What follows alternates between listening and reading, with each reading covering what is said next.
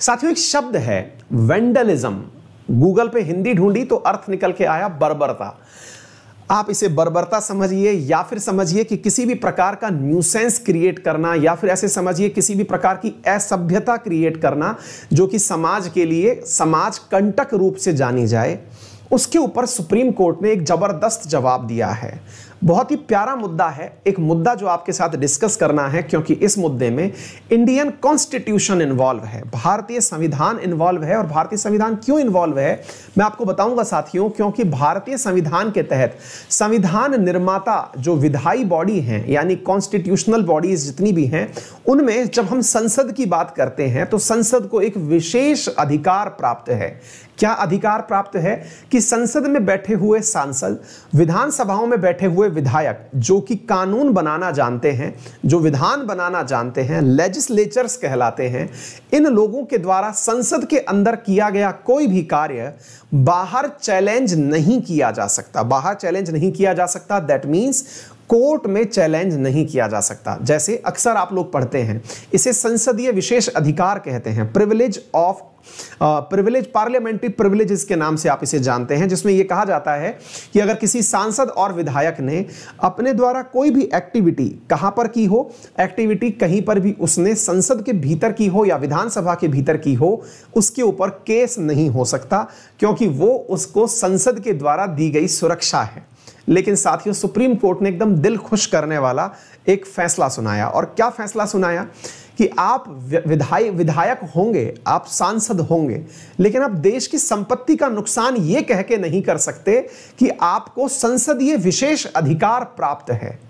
जबरदस्त साथियों महत्वपूर्ण मुद्दा है कि आपके संसदीय विशेष अधिकार आपको संसद में तोड़फोड़ करने की अनुमति नहीं देते, आपको सीट पर तोड़फोड़ करने की, माइक उखाड़ने की परमिशन नहीं देते। और अगर आप ऐसा करते हैं तो आपके ऊपर भारतीय संपत्ति को नुकसान पहुंचाए जाने का जो भी क्लेम होना चाहिए, जो भी केस होना चाहिए, वो लगना चाहिए। जबरदस्त फैसला है। तो आइए पहले इस बात को समझते हैं, क्या है ये संसदीय विशेष अधिकार और किस प्रकार से सुप्रीम कोर्ट ने एक बहुत ही अल्टीमेट फैसला सुनाया है। साथियों हाल ही में सुप्रीम कोर्ट ने विधानसभा में आरोपित विधायकों के खिलाफ आपराधिक मामले वापस लेने के लिए कौन सी राज्य सरकार की याचिका थी जिसको खारिज कर दिया है? तो आंसर है केरल के द्वारा। कहानी क्या है जरा अब ध्यान से सुनिए। साथियों केरल के अंदर लेफ्ट डेमोक्रेटिक फ्रंट, जिसे आप एलडीएफ कहते हैं, उसका शासन चल रहा है।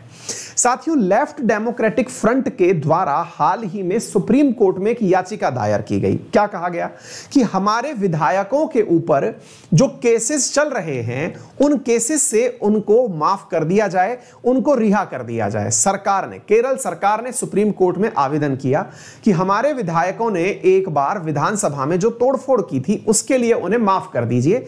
और माफ करने में एटीट्यूड ये नहीं था, जो एटीट्यूड था वो ये था कि एमएलए है तो इसको जो मतलब पार्लियामेंट्री प्रिविलेजेस प्राप्त हैं उस आधार पर आप इन्हें दोषी बना ही नहीं सकते। बहुत ही प्यारा मुद्दा है, जरूर सुनिएगा, अल्टीमेट कहानी है। पहले लेकिन मुद्दे को समझते हैं, क्या कहानी है पहले सुनिए। ये तो सुप्रीम कोर्ट का फैसला है, no immunity to MLAs MPs from criminal laws. कोई भी क्राइम आपने किया, आप ये सोचते हैं कि आपको उसकी वजह से कोई फायदा मिल जाएगा कि आप सांसद हैं या विधायक हैं और संसद में बैठे हुए हैं तो क्राइम कर सकते हैं, गलतफहमी है। क्यों है ये गलतफहमी, क्या कहा सुप्रीम कोर्ट ने, आइए जरा जानते हैं। साथियों आपको एक तस्वीर दिखाते हैं। ये तस्वीर है केरल विधानसभा की, जिसमें आपके सामने यहां पर गार्ड्स बड़ी ही शांति से खड़े हुए हैं, सुरक्षा के अंदर पुलिस वाले खड़े हुए हैं। यहां पर आपको ये देखिए, आप देखने से अंदाजा लगाइए कितने सारे पुलिस कर्मी आपको यहां पर दिखाई दे रहे हैं। और यहां पर एक माननीय विधायक जो हैं वो अपने द्वारा टेबल पर कोई सामान फोड़ते हुए दिख रहे हैं। इनके द्वारा विधानसभा के अंदर वर्ष 2015 में केरल विधानसभा के अंदर जो केरल के माइक सेट हैं विधानसभा के भीतर, उन्हें तोड़ता हुआ दिखाया जा रहा है। टेबल पर खड़ा दिखाया जा रहा है, टेबल तोड़ते हुए दिखाया जा रहा है। ये माननीय विधायक कौन है, आइए इनके बारे में चर्चा करते हैं। ये लेफ्ट डेमोक्रेटिक फ्रंट जो कि वर्तमान में केरल की सरकार है उसके मंत्रीगण हैं, और इन मंत्रीगण के द्वारा क्या किया गया अब वो सुनिए।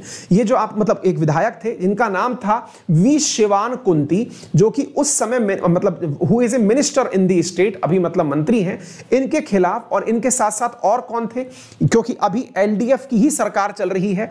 2015 में एलडीएफ की सरकार नहीं थी, अपोजिशन में होते हुए एलडीएफ के इन नेताओं के द्वारा किया गया यह प्रदर्शन, जिसमें इन्होंने राज्य की संपत्ति को विधानसभा के अंदर नुकसान पहुंचाया। ये कौन कौन लोग थे जो आज मंत्री बनकर बैठे हैं? इनमें से एक का नाम है शिवानकुंती, जो इस समय मिनिस्टर बन चुके हैं। ये है जयराजन और केटे जलील, ये भी यहां पर लोग थे। इन लोगों के ऊपर केस हुआ, और केस हुआ कि इन्होंने संपत्ति को नुकसान पहुंचाया, तो क्यों ना इनके खिलाफ केस किया जाए। इस केस को सुप्रीम कोर्ट में केरल सरकार के द्वारा इसलिए चैलेंज किया गया कि ये विधानसभा के भीतर किया गया कार्य है, तो उसमें सुप्रीम कोर्ट अथवा कोई भी कोर्ट किसी भी प्रकार से इंटरफेयर नहीं कर सकती, क्योंकि हमारे लिए तो यह पढ़ाया जाता है कि जो भी सेपरेशन ऑफ पावर है, जुडिशियरी वर्सेस एग्जीक्यूटिव के बीच में सेपरेशन ऑफ पावर होना चाहिए, यानी कि अधिकारों का पृथक्करण होना चाहिए, और जुडिशियरी को संसद के भीतर क्या हो रहा है इसकी कोई भी चिंता नहीं होनी चाहिए। लेकिन दो माननीय न्यायाधीश, जिनमें से एक का नाम है जस्टिस डीवाई चंद्रचूड़ और दूसरे का नाम है जस्टिस एमआर शाह, इनकी खंडपीठ ने एक निर्णय सुनाते हुए यह कहा कि आप होंगे विधायक, लेकिन आप विधायक हैं इसका मतलब यह नहीं कि आप देश की संपत्ति को नुकसान पहुंचाएं। और साथियों, इन्होंने जो लाइनें कही उनको आपको शब्द से जानना चाहिए। इन्होंने कहा कि privileges and immunities are not gateways for MP or MLAs to claim exemptions from general laws of the land। यानी कि आप जिस धरा पर रह रहे हैं, यहां के कुछ सामान्य नियम हैं, उन सामान्य नियमों के खिलाफ आपको इम्यूनिटी प्राप्त नहीं है। कहीं आप यह सोचे कि बस हम तो अब भगवान हो गए हैं, बिल्कुल नहीं, ऐसा बिल्कुल नहीं हो सकता। To claim an exemption would be to betray the trust which is impressed on the character of elected representatives as the maker and enactors of the law. The purpose of the bestowing privileges and immunities is to be enable them to perform their functions without hindrance, fear or favor।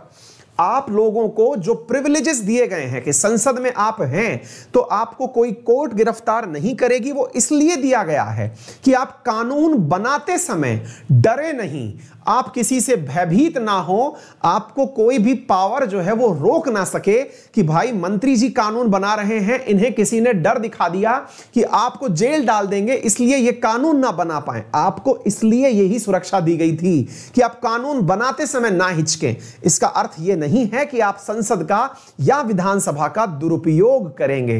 बहुत ही ultimate रूप से यहां पर मतलब supreme court ने एक बहुत ही ultimate judgement दिया है, और ये सभी जगह वैलिड होना चाहिए, क्योंकि हर दिन हम लोग विधानसभा हो या राज्यसभा हो या फिर पार्षदों की जो बहस चल रही होती है, उन जगह की चीजों को देखें, आए दिन कुर्सियां टूट रही होती हैं।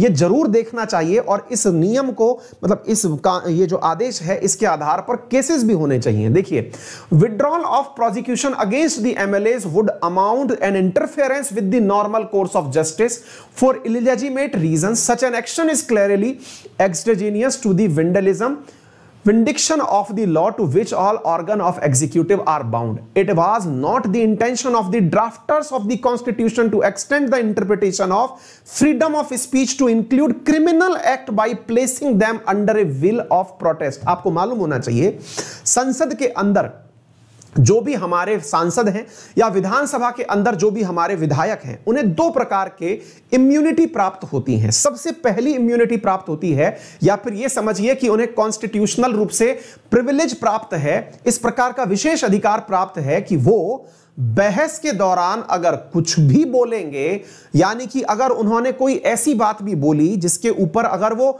बाहर कहीं उस बात को बोलते तो शायद सजा हो सकती थी, लेकिन अगर वो संसद के भीतर ऐसी कोई बात बोलते हैं या विधानसभा के भीतर ऐसी कोई बात बोलते हैं तो उनके ऊपर केस नहीं हो सकता। ये freedom of expression, freedom of speech का एक प्रकार से समझिए कि एक्सेप्शन है। एक्सेप्शन बोले तो ये एक उनको दी गई अतिरिक्त पावर है कि विधायक और सांसद अंदर कुछ भी बोल सकते हैं।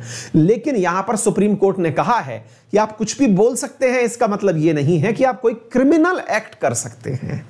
इसका मतलब यह नहीं है कि आप कोई भी क्रिमिनल एक्ट कर सकते हैं। बहुत ही अल्टीमेट लाइन साथियों यहां पर बोली, criminal act by placing them under a will of protest we miss the wood for the trees if we focus on right without the corresponding duty cast upon elected public representatives. गजब तरीके से साथियों धोया गया है supreme court के द्वारा इन privileges प्राप्त करने वाले विधायकों को और सांसदों को। मेरे प्यारे साथियों, प्रिविलेजेस के आधार पर इन्होंने कहा कि किसी भी प्रकार का वेंडलिज्म जो है वो एसेंशियल लेजिस्लेटिव कैरेक्टर नहीं है। आपको राइट टू प्रोटेस्ट हो सकता है, आप विरोध प्रदर्शित करें, लेकिन इसका मतलब यह नहीं है कि आप पब्लिक प्रॉपर्टी को नुकसान पहुंचाएं। यदि आप पब्लिक प्रॉपर्टी को नुकसान पहुंचाते हैं तो आपको damage to public property act 1984 के तहत सजा सुनाए जाने का प्रावधान है। यदि आप बोलने के नाम पर कोई भी क्रिमिनल ऑफेंस करते हैं तो इसे हम आपको लोक संपत्ति नुकसान निवारण अधिनियम 1984 के तहत बुक कर सकते हैं। आपका फ्रीडम ऑफ स्पीच आपके पास एग्जीक्यूटिव रूप से, मतलब यह एक प्रकार से अधिकार यह नहीं देता कि आप पार्लियामेंट्री प्रिविलेजेस का कुछ भी उपयोग करें। आपको पेपर में ये 2 आर्टिकल पूछे जा सकते हैं। आर्टिकल नंबर 105 जो कि सांसदों को संसद में कुछ भी बोलने का अधिकार देता है, यानी फ्रीडम ऑफ स्पीच देता है या कहिए पार्लियामेंट्री प्रिविलेजेस देता है। और ऐसे ही आर्टिकल नंबर 194 यह भी एक कॉन्स्टिट्यूशनल अधिकार है एक प्रकार से दिया गया विधायकों को, जो कि विधानसभा के अंदर बोल सकते हैं। साथियों, parliament power, privileges and immunities to the parliament and its members. साथियों, यह आपके लिए बहुत महत्वपूर्ण जानकारी है जो आपको पता होनी चाहिए। ऐसे ही लोकसभा के अंदर रूल नंबर 222 चैप्टर नंबर 20 में भी पार्लियामेंट्री प्रिविलेजेस की चर्चा की गई है और राज्यसभा के अंदर रूल नंबर 187 चैप्टर नंबर 16 के अंदर भी पार्लियामेंट्री प्रिविलेजेस की बात की गई है। इन पॉइंट्स को जरा नोटिस करके लिख लीजिएगा। यदि आपने ऐसा कुछ भी कार्य किया, जैसे मान लीजिए आपने कोई भी गलत व्यक्तित्व निभाया, तो आपको सेक्शन 425 के तहत बुक किया जा सकता है। यदि आपने प्रॉपर्टी को नुकसान पहुंचाया जो कि 50 रुपए से ऊपर की है तो आपको सेक्शन 427 मतलब से आपको बुक किया जा सकता है। यदि आपने किसी भी प्रकार का कोई भी क्रिमिनल ट्रेसपास किया तो आपको 447 के तहत बुक किया जा सकता है। साथियों, एक जबरदस्त मतलब इन्होंने आंसर दिया। सुप्रीम कोर्ट ने एकदम दिल गार्डन कर दिया है। उम्मीद है बहुत सारे लोगों को यह बात समझ में आई हो, लेकिन यह भी तय है कि बहुत सारे लोगों के ऊपर से यह बात निकल गई होगी। लेकिन साथियों, स्टेट पीसीएस और यूपीएससी इन दोनों के लिए यह बहुत ज्यादा जरूरी विषय है। इसे यदि आप पढ़ रहे हैं तो आपको यह समझना चाहिए। और आप नोटिस करिए हमारे क्वेश्चंस में कितनी ज्यादा डाइवर्सिटी है। क्वेश्चन नंबर 1 जहां आपको इंटरनेशनल विषय के ऊपर पहचान देता है, तो क्वेश्चन नंबर 2 आपको साइंस एंड टेक्नोलॉजी की बात बता रहा है। क्वेश्चन नंबर 3 आपको इंडियन पॉलिटी की बात बता रहा है। और अब क्वेश्चन नंबर 4 आपको एनवायरमेंट एंड इकोलॉजी की बात बता रहा है। क्वेश्चन नंबर 5 आप लोगों को योजनाओं के बारे में, स्कीम्स के बारे में चर्चा करेगा। क्वेश्चन नंबर 6 भारत की भविष्य की महत्वाकांक्षी परियोजनाओं के बारे में चर्चा करेगा। यानी कि यह केवल आरएनए नहीं है साथियों, यह एक पावर पैक्ड पूरी तरह का कॉम्बिनेशन है जिसे दिन भर की उन प्रमुख खबरों में से छांट के बनाया जाता है। संभव है साथियों कि इन सब बातों में आपको वो रस प्राप्त ना हो जिन्हें आप सुनकर के एकदम गदगदा जाएं कि आज तो भाई आनंद ही आ गया है। लेकिन साथियों, इसको बनाने में और इसको प्रिपेयर करने में हमारी पूरी टीम और मैं बहुत मेहनत करके आप तक ये प्रोडक्ट लेके आते हैं। मुझे खुशी है कि अगर एक भी विद्यार्थी इससे लाभान्वित हुआ और वो अपने जो प्रस्तावित एग्जाम्स हैं उनमें बेहतरीन परफॉर्म कर गया, क्योंकि ये वो चीजें हैं जो आपको सामान्यतया पढ़ने को तो मिल जाएंगी लेकिन समझने को नहीं मिलती हैं, क्योंकि समझाया सामान्यतया जाने वाली चीजें कई बार आपको इंटरेस्ट से परे ले जाती हैं। उम्मीद है आपको हमारा ये प्रयास पसंद आता होगा। अगर आता हो तो जरूर हमें कमेंट बॉक्स में बताया करें ताकि थोड़ा हौसला हमारा भी बना रहे। इस प्रकार की चीजें जब आपके लिए लेके आई जाएं तो उस समय अपने अंदर की जो हिम्मत है वो बरकरार रहे, ताकि ये ना लगे कि बच्चों को केवल इंटरेस्ट वाली चीजें पढ़ाएं, ये भी लगे कि उन्हें ऐसी चीजें बताई जाएं जो कि पेपर पॉइंट ऑफ व्यू से बेहद महत्वपूर्ण है लेकिन सामान्यतया स्किप कर दी जाती हैं, अनअकैडमी पर मेरे साथ फ्री स्पेशल क्लास पढ़ सकते हैं। एक बार मैं फिर से याद दिला दूं कि मेरे द्वारा आपको क्लासिकल डांस पढ़ाए जा रहे हैं। क्लासिकल डांस की क्लास 10:10 पर है, फ्री स्पेशल क्लास है, उसे आप ज्वाइन कर सकते हैं। आपका समय शुभ हो। धन्यवाद। यूज माय रेफरल कोड अंकित10 to avail 10% discount on all Unacademy subscriptions. हाँ, एक बात और मैं आपको बता दूं, 1 तारीख से सब्सक्रिप्शंस महंगे हो रहे हैं। यदि आप चाहते हैं उससे पहले सब्सक्रिप्शन, तो आपका स्वागत है। मेरा रेफरल कोड है अंकित10, जिसका उपयोग करके आप एसएससी कैटेगरी के अंदर 10% इमीडिएट डिस्काउंट प्राप्त करिए और स्ट्रेटेजी के डिटेल में पढ़िए। वहीं यूपीएससी की अगर हम बात करें तो वहां पर तमाम एडुकेटर्स की सभी की क्लासेस, इसके अलावा एक्सटेंडेड वैलिडिटी सहित तमाम चीजें आपको उपलब्ध होती हैं। यूज माय रेफरल कोड अंकित10 टू अवेल इट। इसके लिए करना क्या होगा, गूगल प्ले स्टोर पर जाइए, अनअकैडमी लर्निंग ऐप मोबाइल में इंस्टॉल करिए, वहां से मोबाइल नंबर में उसे इंस्टॉल करने के बाद मोबाइल नंबर से रजिस्टर करिए और रजिस्टर करने के बाद में गोल सेलेक्ट कर लीजिए। गोल सेलेक्ट करके पेमेंट ऑप्शन पर जाइए, पेमेंट करिए, रेफरल कोड अंकित10 यूज करिए।